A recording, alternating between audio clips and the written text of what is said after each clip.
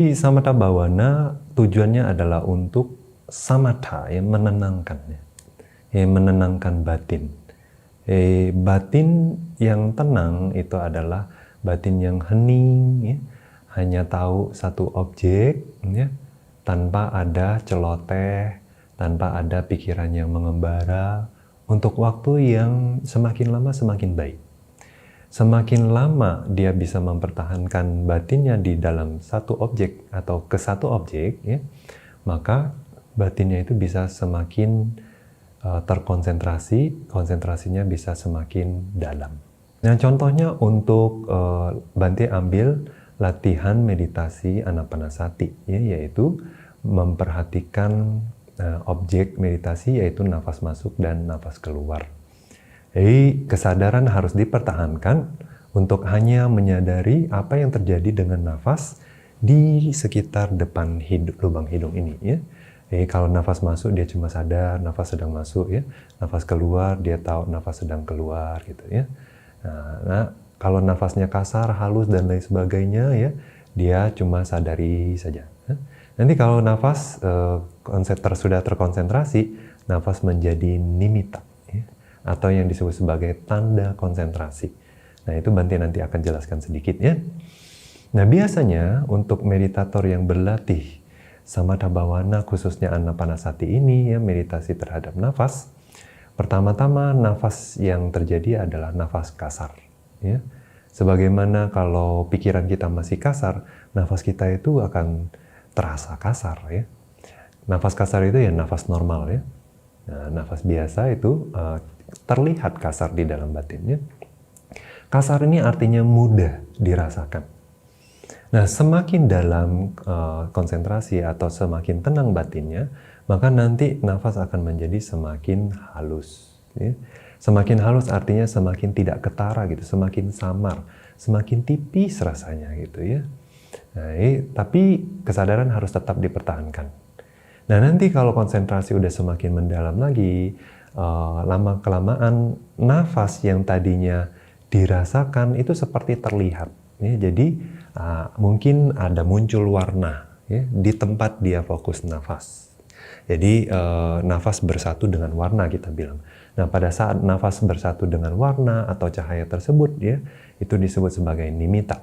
Nah, kalau kita bisa fokus ke nimitta ini, ya, nimitta akan berkembang dari nimitta yang mungkin kotor, ya, atau misalnya kelihatan seperti buram, ya, nanti lama-kelamaan dia akan semakin bersih dan semakin cemerlang, jernih, terang benderang, ya.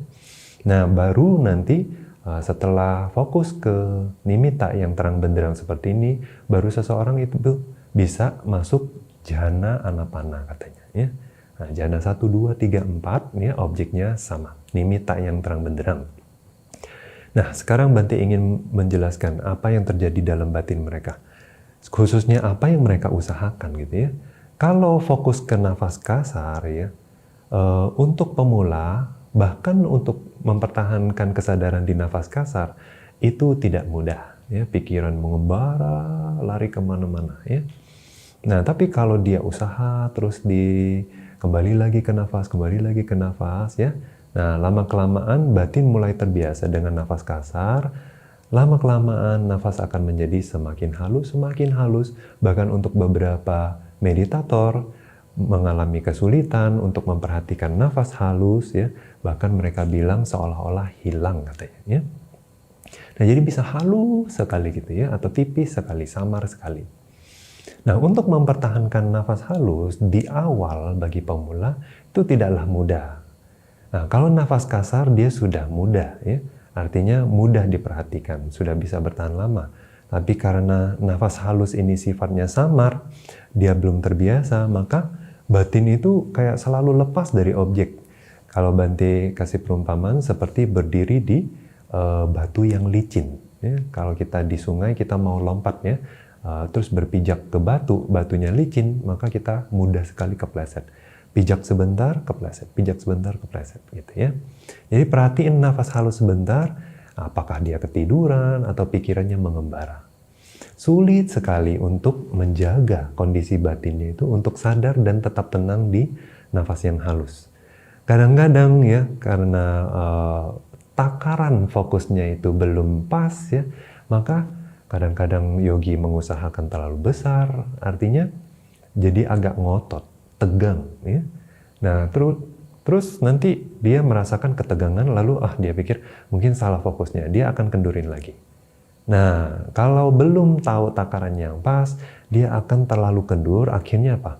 Pikirannya jadi tumpul atau seperti sadar tapi tidak menyadari objeknya, seperti bengong gitu. Atau bahkan ketiduran sama sekali. Ya. Nah, jadi untuk bisa terus menyadari objek yang semakin lama semakin halus ini ya, yang kondisi nafasnya sendiri kan tidak stabil ya, selalu berubah-ubah dari kasar, halus, semakin halus, semakin halus, semakin halus. Nah, jadi usaha kita sebagai seorang meditator adalah pada saat nafas kasar kita mengusahakannya berbeda, takarannya berbeda. Nah, tapi waktu nafas semakin halus, takarannya juga harus disesuaikan terus, disesuaikan lagi.